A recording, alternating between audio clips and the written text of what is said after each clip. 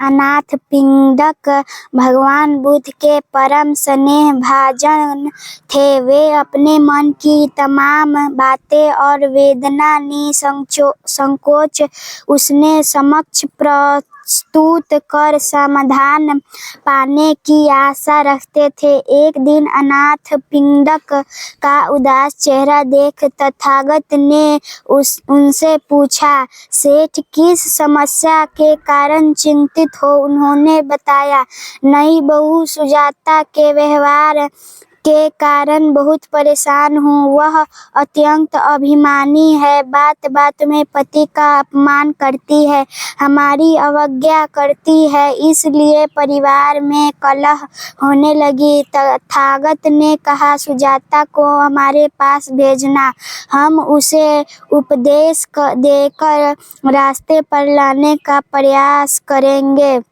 सुजाता भगवान बुद्ध के महत्व को जानती थी। वह सत्संग के लिए आई और विनम्रता से उन्हें प्रणाम कर सामने बैठ गई। बुद्ध ने उससे कहा, बेटी, महिलाएं 4 तरह की होती है, बधिकस्मा, चोरस्मा, म्रातस्मा और भगिनीस्मा।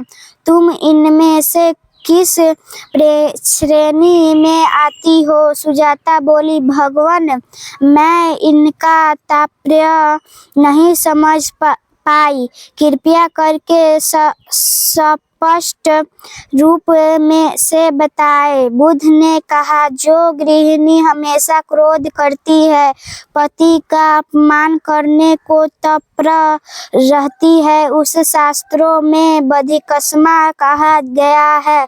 जो संपत्ति का सदुपयोग न करके उसे केवल अपने उपभोग में लाती है, उसे चोरस्मा कहा गया है। जो स्त्री परिवार के अन्य सदस्यों के साथ सद्व्यवहार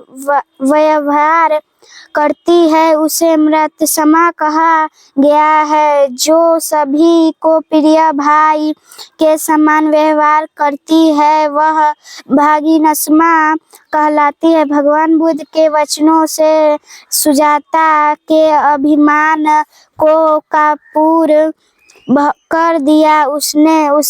उसने उनसे क्षमा मांगते हुए कहा, प्रभु, आप विश्वास रखें, अभिशप्य में मेरे मुंह से एक भी कटु शब्द नहीं निकलेगा। मैं सभी का विनीत भाव से आदर करूंगी, म्रातस्मा मेरा व्यवहार करेगा।